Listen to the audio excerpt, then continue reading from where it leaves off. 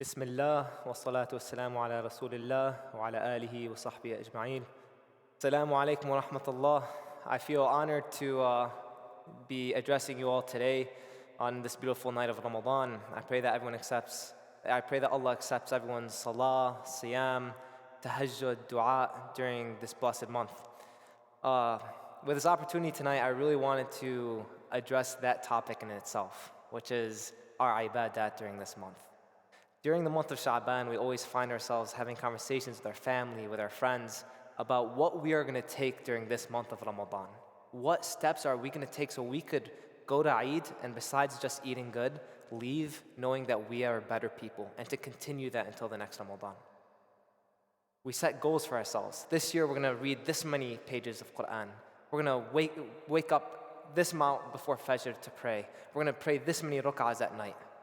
However, it seems like year after year we just fall into the same pattern where week after week of Ramadan we fall into our same old ways. The Quran that we use to achieve our goals suddenly gets dusty on the counter.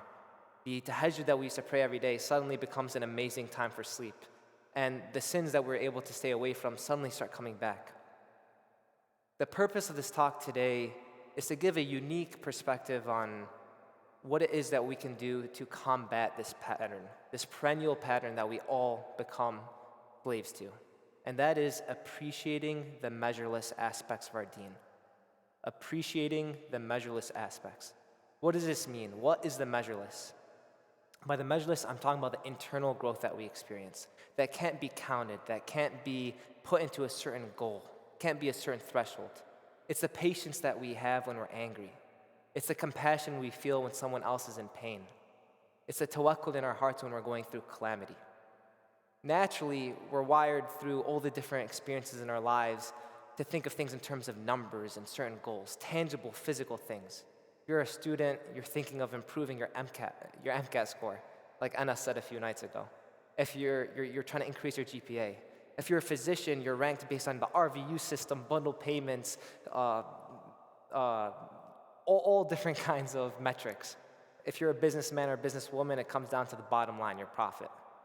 But perhaps looking at things as a function, treating our religion as a function of a bunch of inputs and outputs, doesn't necessarily give us the entire picture.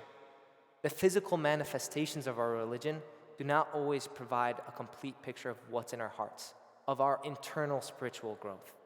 This is not to say that the physical acts are unimportant. In contrast, they are important. And in fact, they feed into our internal growth, just as our internal growth feeds into those physical acts.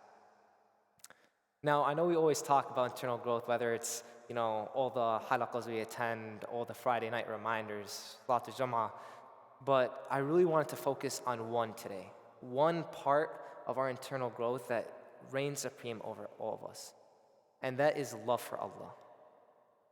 It's funny to say this because that's the foundation of everything we believe in, the reason we're here. But it's oftentimes becomes overlooked. It's love for Allah, Al-Wadud, the most loving. He calls himself At-Tawwab, the most forgiving, Ar-Rahim, the most compassionate. It's a love for the one that brought us a perfect example in the Prophet ﷺ, a man when spoken about in the Quran is said, وَمَا أَنزَلْنَاكَ إِلَّا رَحْمَةً لِلْعَالَمِينَ.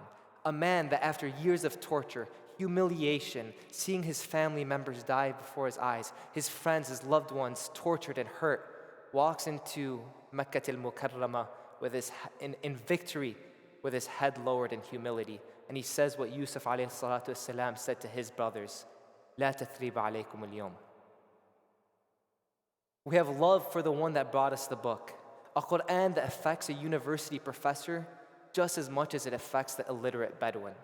A Quran that has not changed for 1400 years, but somehow every time we read it, we learn something new, because it's not the Quran that changes, but it's us that do.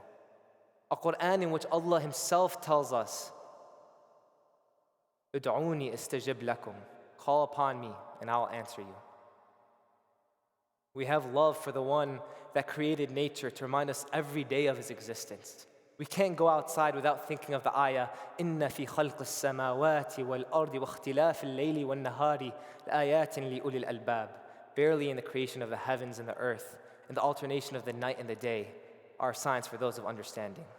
We have love for the ones that give us eyes to see, ears to hear, and a tongue to speak. Oftentimes, as we work to build our house of Islam, we strive for knowledge, we strive for new goals, we strive to achieve new boundaries.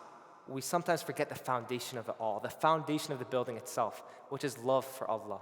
We remember this, then our siyam and salah will taste different. Our approaches to life's difficulty will be replaced with sakina and trust, and the arrogance that leads to sectarianism, unhealthy dogmatism, and intolerance will not enter our hearts. I ask Allah that He helps us with our goals this Ramadan, both internal and external, that He forgives us for our pitfalls, that He helps us continue improving, that He rewards our parents, our teachers, and our peers that remind us every day of His beauty and love of Him and the message. Jazakallahu khairan. Thank you for everything. Wassalamu alaikum wa rahmatullahi wa barakatuh.